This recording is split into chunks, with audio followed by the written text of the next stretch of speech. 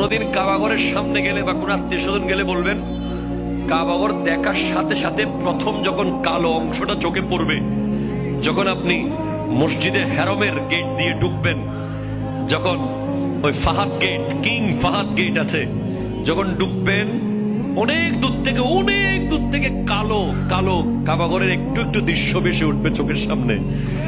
তখন দোয়াটা করবেন, কি দোয়া করবেন কয়টা? যখন কয়টা? একটা দোয়াই কবুল হবে দেখার সাথে সাথে।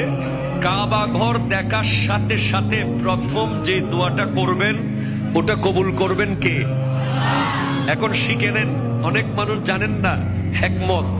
আপনি একটা দোয়া করবেন, একটাই শেষ, একটা সুযোগ পাবেন আপনি, কিন্তু আপনি এমন এক দোয়া করবেন যেন যতদিন ওখানে থাকেন প্রত্যেক দোয়া কবুল হয়ে যায়।